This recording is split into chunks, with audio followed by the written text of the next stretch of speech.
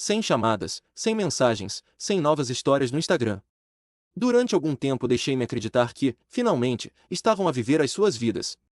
Em silêncio, amargurados, mas independentes. Não esperavam agradecimento. Não estava à espera de um pedido de desculpa. Só queria que a paz durasse. Mas, na quinta-feira passada, apareceu um envelope na minha caixa de correio. Sem remetente, apenas o meu nome. Lá dentro, uma carta escrita à mão. Não da minha mãe. Não da Carla. Do meu pai. 4 páginas inteiras que só consigo descrever como a manipulação mais calculada que alguma vez li. Ele dizia que estavam a adaptar-se à nova vida, mas emocionalmente devastados porque eu tinha virado a família contra eles. Dizia que a Carla estava a sofrer e que tinham medo de que ela caísse num lugar escuro se nada mudasse. Não me pedia para os deixar voltar a casa. Nem sequer me pedia dinheiro diretamente. Pedia que eu considerasse assinar o meu nome numa candidatura a um empréstimo que estavam a tentar submeter para recomeçar. Não era uma piada. Não era um e-mail de burla. Era um documento físico, real, já meio preenchido com os meus dados escritos a lápis. Fiquei ali sentada uns 10 minutos, só a olhar para aquilo. Eles estavam a tentar usar o meu crédito. Essa foi a reviravolta que eu não vi chegar. Depois de tudo, depois de serem despejados de uma casa pela qual nunca pagaram, depois do drama público, depois de serem expostos diante de toda a família, ainda pensavam que tinham acesso à minha vida. Não respondi. Guardei o envelope, o formulário a meio, e entreguei-o ao avô. Ele não disse uma palavra quando lhe entreguei. Abriu o envelope, olhou para o papel e acenou uma vez, como se tivesse estado à espera deste último movimento. No dia seguinte, verifiquei o meu relatório de crédito, só por precaução. Sem surpresas, mas bloqueei tudo com todos os alertas e proteções contra a fraude que pude ativar. E então o avô fez mais uma chamada ao advogado. Disse que queria garantir que, se alguma vez lhe acontecesse alguma coisa, eu estaria protegida. Que a herança não iria parar às mãos das pessoas que nos tinham tratado, a ele e a mim, como se lhes devêssemos o mundo. Que tudo, a casa, o terreno, as poupanças, ficaria devidamente documentado. Nunca lhe pedi isso. Nunca me tinha sequer passado pela cabeça. Mas não discuti, porque a esta altura já sabia melhor. Isto não era apenas sobre egoísmo. Era sobre eles acreditarem que tinham direito a tudo que não estivesse pregado ao chão, mesmo depois de terem sido cortados. Não. A casa vai continuar vazia por agora. O avô gosta dela em silêncio. A Carla voltou a tentar vender pacotes de coaching pelo Instagram, mas as pessoas deixaram de comprar quando ela publicou vídeos de manifestação a mais a partir do quarto de hóspedes de uma amiga. Os meus pais continuam no duplex. O pai arranjou outro trabalho. A mãe mal aparece online. Mas sabem que a porta se fechou de vez. E se há uma coisa que aprendi com tudo isto, é esta. Algumas pessoas não quebram os teus limites. Fingem que nunca lá estiveram. Tu não lhes deves outra explicação. Tu não lhes deves uma reação. Deves a ti mesmo espaço para seguir em frente. E é exatamente isso que estou a fazer.